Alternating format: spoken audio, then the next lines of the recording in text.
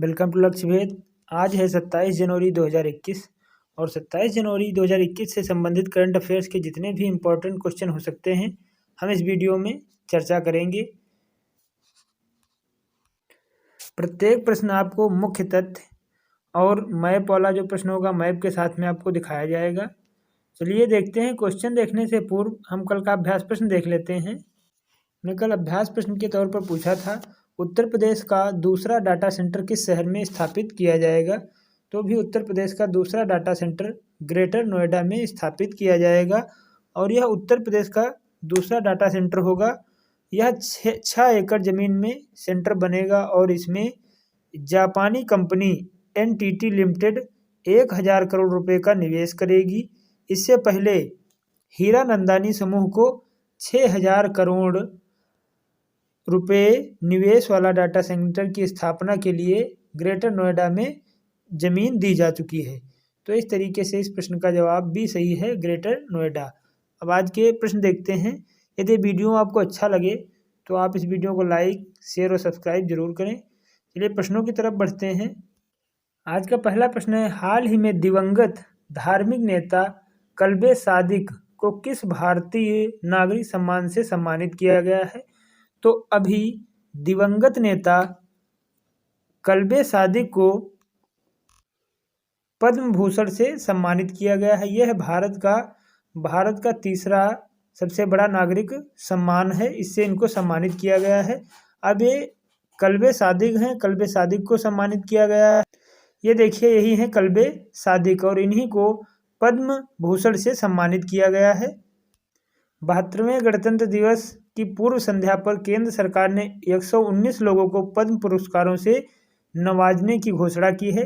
जैसा कि कल 26 जनवरी को 72वां गणतंत्र दिवस देश में मनाया गया और इसी अवसर पर 119 लोगों को पद्म पुरस्कारों से नवाजने की घोषणा की गई है। कल्बे सादिक को पद्म भूषण से सम्मानित किया जाएगा। पद्म भूषण भारत सरकार द्वारा सरकारी कर्मचारियों द्वारा की गई सेवा सहित किसी भी क्षेत्र में उत्कृष्ट सेवा के लिए यह दिया जाता है। कल्बे सादिक भारतीय इस्लामिक विद्वान थे और ये एक शिक्षाविद थे और दार्शनिक भी थे और इन्हीं को पद्म भूषण से सम्मानित किया गया है। पद्म भूषण की शुरुआत 2 जनवरी 1954 ईस्वी से की गई थी। तो इस तरीके से इस प्रश्न का जवाब भी सही है, पद्म भूषण। अगला प्रश्न देखते हैं। किस कमांडिंग ऑफिसर को मरणोपरांत देश के दूसरे सबसे बड़े शौर्य सम्मान महावीर चक्र से नवाजा जाएगा। तो भी कर्नल संतोष बाबू को मरणोपरांत देश के दूसरे सबसे बड़े शौर्य सम्मान महावीर चक्र से नवाजा जाएगा। ये हैं कर्नल संतोष बाबू और इन्हीं को मरणोपरांत देश के दूसरे सबसे बड़े शौर्य सम्मान महावीर चक्र से नवाजा जाएगा। गलवान घाटी में चीनी सैनिकों से झड़प में बीते वर्ष शहीद हुए कर्नल संतोष बाबू को मरणोपरांत देश के दूसरे सबसे बड़े शौर्य सम्मान महावीर चक्र से नवाजा जाएगा। ये दूसरा सबसे बड़ा शौर्य सम्मान है और पहला है परमवीर चक्र। शौर्य सम्मान परमवीर चक्र है और सबसे बड़ा भारत का नागरिक सम्मान भारत रत्न है। पिछले वर्ष 15 जून को कर्नल संतोष बाबू और अन्य जवानों के साथ चीन के सैनिकों से झड़प में 20 जवानों ने अपना बलिदान दिया था। उसी में ये कर्नल संतोष बाबू भी शामिल थे। तो इनको भी भारत के दूसरे सबसे बड़े शौर्य सम्मान महावीर चक्र से नवाजा जाएगा। इस तरीके से इस प्रश्न का जवाब ए सही है, कर्नल संतोष बाबू। अगला प्रश्न देखते हैं। हाल ही में अमेरिका में बाइडेन प्रशासन ने ऊर्जा मंत्रालय के अहम पदों पर कितने भारतवंशियों की नियुक्ति की है। तो अभी अमेरिका में नए राष्ट्रपति बने हैं जो बाइडेन और उपराष्ट्रपति कमला हैरिस बनी हैं। ये 46वें नंबर के जो बाइडेन अमेरिकी राष्ट्रपति हैं और कमला हैरिस 49वें नंबर की उपराष्ट्रपति हैं। तो यहाँ पर अमेरिका में बाइडेन प्रशासन ने ऊर्जा मंत्रालय के अहम पदों पर 4 भारतवंशियों की नियुक्ति की है। अब ये नियुक्ति अमेरिका ने की है। ये है अमेरिका, ये दक्षिणी अमेरिका है, ये उत्तरी अमेरिका है और अमेरिका के नवनिर्वाचित राष्ट्रपति अब हो गए हैं जो बाइडेन और अमेरिका की उपराष्ट्रपति कमला हैरिस हैं और अभी अमेरिका में बाइडेन प्रशासन ने 20 भारतीयों को व्हाइट हाउस में चुना था, जिसमें से 17 को व्हाइट हाउस में अहम पद दिए गए थे और उसमें 13 महिलाएं शामिल हैं। ऐसा इतिहास में पहली बार है जो भारत में भारतीय वंशियों को अमेरिका में 13 महिलाओं को अहम पद दिया गया है। और अमेरिका के पूर्व राष्ट्रपति डोनाल्ड ट्रंप ऐसे राष्ट्रपति हैं अमेरिका के जिन्होंने अपने एक ही कार्यकाल में 2 बार महाभियोग का उन्होंने सामना किया है। तो अभी यहाँ पर अमेरिका में बाइडेन प्रशासन ने ऊर्जा विभाग में अहम पदों पर 4 भारतवंशियों को नियुक्त किया है।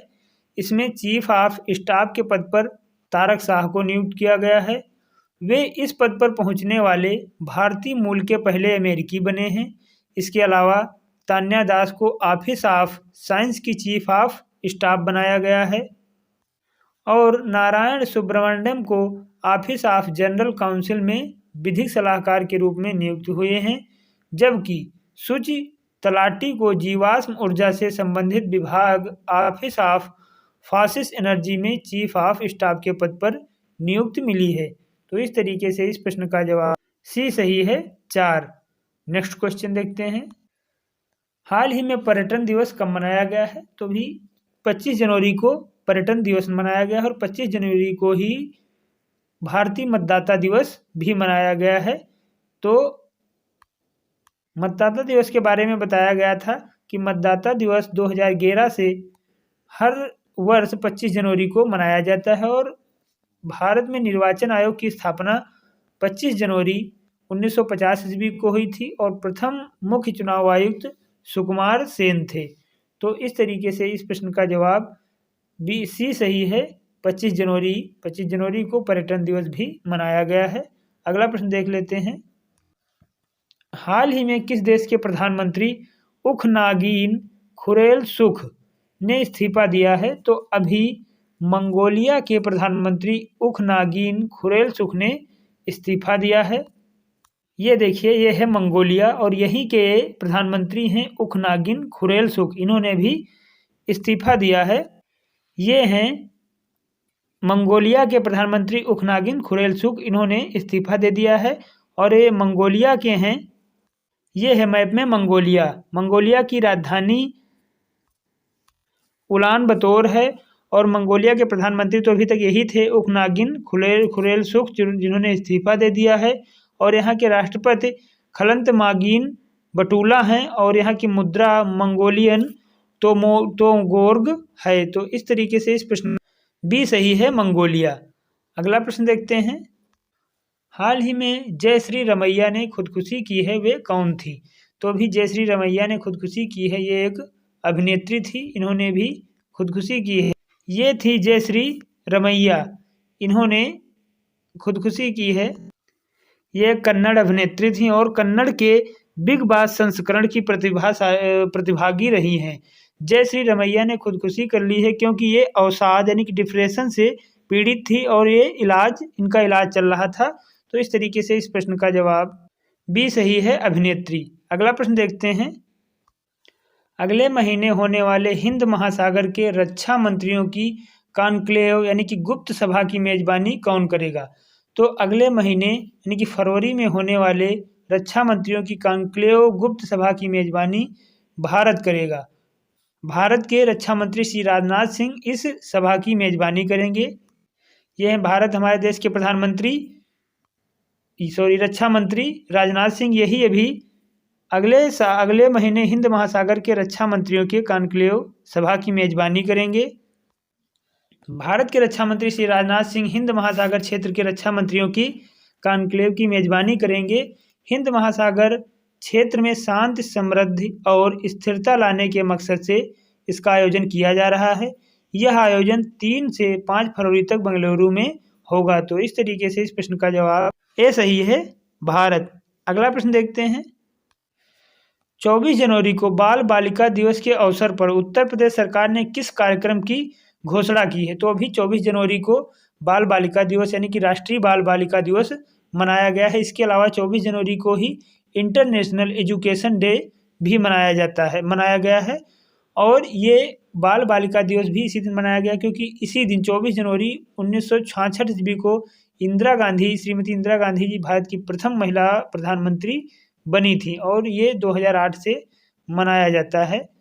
तो अभी 24 जनवरी को बाल बालिका दिवस के अवसर पर उत्तर प्रदेश सरकार ने नायिका कार्यक्रम की घोषणा की है। अब ये उत्तर प्रदेश सरकार ने इसकी घोषणा की है।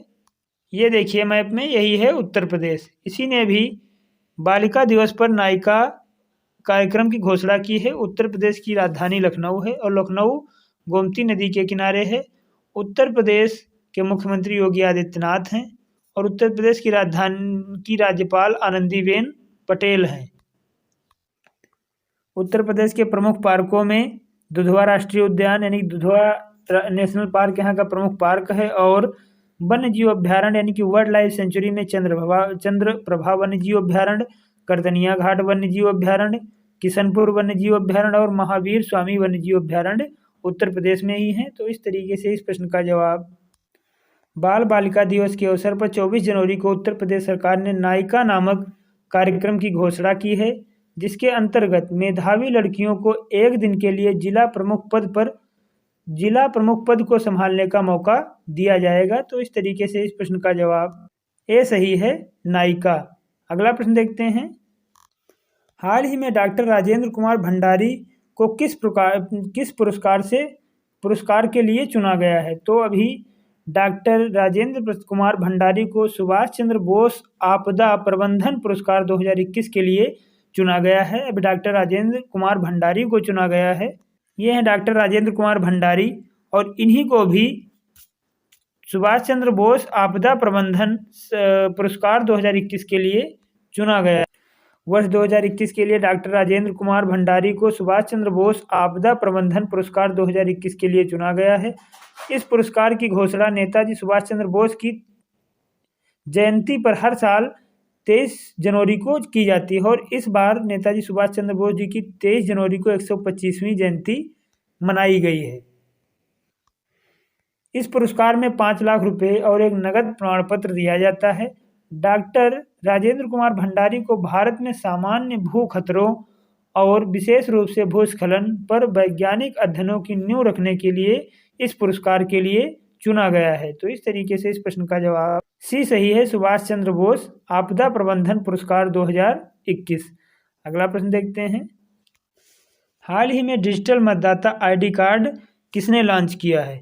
तो अभी डिजिटल मतदाता आईडी कार्ड भारत निर्वाचन आयोग ने लॉन्च किया है, यानी कि Indian election commission of India, इसी ने अभी डिजिटल मतदाता आईडी कार्ड को लॉन्च किया है। अब ये ECI यानी कि इलेक्शन कमीशन ऑफ इंडिया, इसकी स्थापना 25 जनवरी 1950 ईस्वी को हुई थी, और इसके प्रथम अध्यक्ष मुख्य आयुक्त जो थे सुकुमार सेन थे, और वर्तमान में इसके मुख्य चुनाव आयुक्त सुनील अरोड़ा हैं। हाल ही में भारत निर्वाचन आयोग ने डिजिटल मतदाता आईडी कार्ड लॉन्च किया है। भारत निर्वाचन आयोग की स्थापना 25 जनवरी 1950 ईस्वी को हुई थी। सुकुमार सेन इसके प्रथम मुख्य निर्वाचन आयोग के मुख्य अधिकारी थे। राष्ट्रीय मतदाता दिवस 2011 से प्रतिवर्ष 25 जनवरी को मनाया जाता है। इस बार 25 जनवरी को 11वां राष्ट्रीय मतदाता दिवस मनाया गया है। तो इस तरीके से इस प्रश्न का जवाब डी सही है, राष्ट्रीय भारत निर्वाचन आयोग। अब आज का अभ्यास प्रश्न देख लेते हैं। आज का अभ्यास प्रश्न है, हाल ही में चीन ने किस देश के 28 महत्वपूर्ण अधिकारियों पर प्रतिबंध लगाया है? तो इस प्रश्न का जवाब आप कमेंट बॉक्स में ज़रूर लिखिए। यदि इस वीडियो में आपको डाउट है, कोई प्रॉब्लम है, तो आप अपनी समस्या को कमेंट बॉक्स में लिखिए, आपकी समस्या का हल किया जाएगा। यदि वीडियो आपको अच्छा लगा हो, हेल्पफुल लगा हो, तो आप इस वीडियो को लाइक, शेयर और सब्सक्राइब जरूर करें। धन्यवाद।